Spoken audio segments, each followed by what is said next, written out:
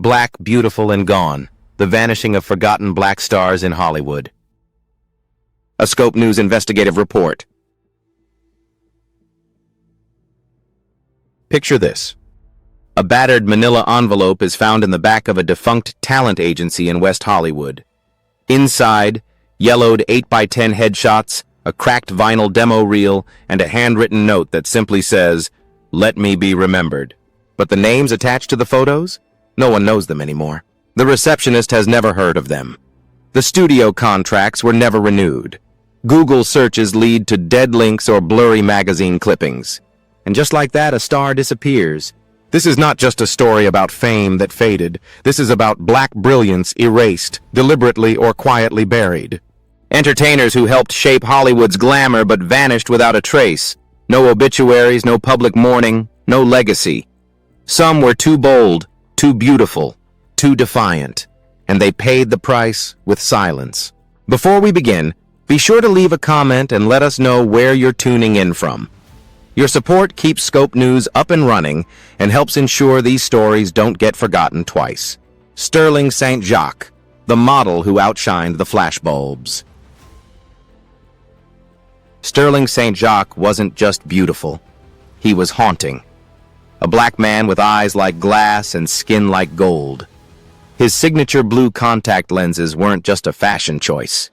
In an America obsessed with whiteness and Eurocentric beauty, they were a message, an aesthetic contradiction that both seduced and unsettled. Sterling was magnetic, commanding runways in Paris and Milan in the 1970s. He danced under the mirrored ceilings of Studio 54. He didn't just wear elegance, he was elegance. But few knew his real name, Sterling Thomas, born in Salt Lake City, Utah in 1957. That alone raises questions. In a state where black people made up less than 0.5% of the population at the time, how did a young black boy come to be raised in one of the most racially homogeneous and conservative states in the U.S.? It's possible his family had ties to domestic service, the military, or even religious migration during the last waves of the Great Migration, when some black Americans sought jobs and housing far from the Deep South. His mother, LaVon H. Ledbetter, a jazz singer, may have moved west chasing opportunity, but what she found was likely isolation. Growing up black, and possibly queer in Utah during the 1960s, would not have been kind. The cultural suffocation, the lack of representation, the institutional racism. It was not just silence. It was erasure from birth. Sterling's eventual foray into fashion may have been his rebellion, his reinvention, a way to exist outside the limits Utah placed on him. Later, he was adopted by actor Raymond St. Jacques, but even that connection raised eyebrows. Whispers suggested the relationship may have blurred lines between mentorship and intimacy. Sterling was immersed in queer nightlife, high fashion, and avant-garde culture, challenging every expectation of black masculinity. He didn't conform. He didn't apologize. And then he vanished. It's widely speculated that he died of AIDS-related complications in the mid-1980s. But there is no death certificate, no obituary, no family statement. Only a brief mention in his mother's 2001 obituary confirming that he had preceded her in death. That's it. No headline, no tribute, no resting place. For someone so photographed, so adored, so powerful in image, the absence of a public farewell is deafening. His identity, his queerness, his refusal to be palatable to white Hollywood. Perhaps all of it made his death easier to ignore, or more convenient to forget. Francine Everett, the screen goddess who refused to bow. In the 1940s, Francine Everett was the face of black glamour in cinema. She starred in race films like Dirty Gertie from Harlem, USA, commanding attention with elegance and sensuality. She was poised to break through, but refused to do it by playing maids or mammies. When Hollywood's major studios came calling, they offered the same tired stereotypes. Francine said no, and that no cost her everything.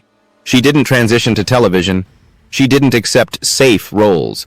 She simply vanished from the spotlight. There were no national retrospectives, no life achievement awards, no rediscovered archives with glowing praise. She may have died in Harlem in 1999, but few can say for certain. Even in death, she remained shadowed, acknowledged, perhaps, but never honored. Francine wasn't erased because she wasn't talented. She was erased because she refused to be a caricature. Buddy Bradley, the choreographer with no curtain call. If you've ever seen a tap routine on stage in Britain, you've seen the ghost of Buddy Bradley. Born in the U.S., Buddy moved to London in the 1930s and transformed the landscape of musical theater choreography. He worked with white performers, shaped West End productions, and introduced jazz-based movement to European stages long before it was mainstream. But you won't find his name in most theater history books. Despite choreographing for film and stage across Europe, Buddy was rarely credited. And by the early 1970s, he vanished entirely from public life. No one knows for sure when he died. Some say 1972, others 1975. But no records confirm it. No gravestone has been located. No obituary printed.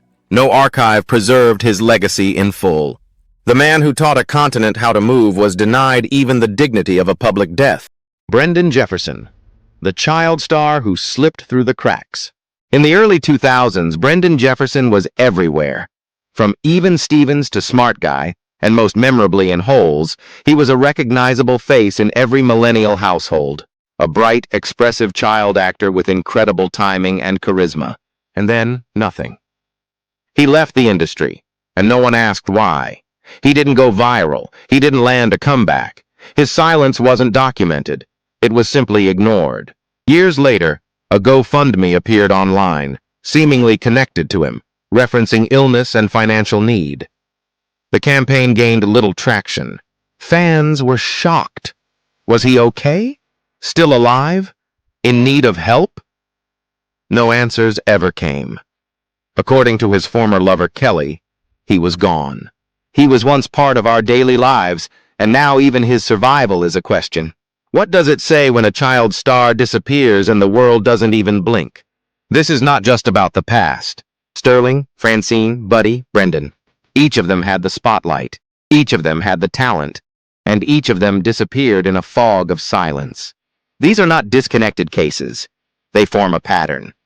When black entertainers become inconvenient to control, uncomfortable to market, or unwilling to conform, they're not just excluded, they're erased. No obituaries, no documentaries, no mainstream tributes. But here on Scope News, we bring them back.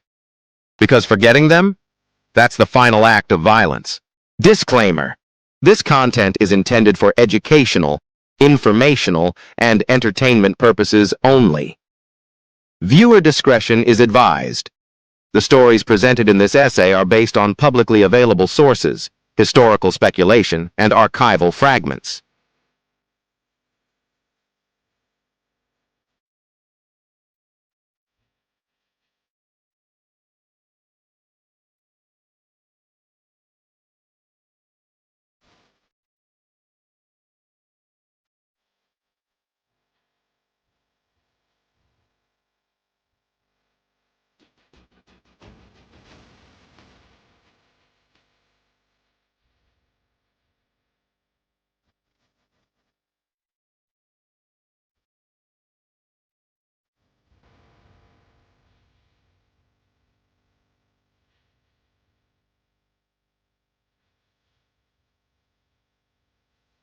Scope News does not claim definitive knowledge of the fates of the individuals mentioned and encourages all viewers to conduct independent research.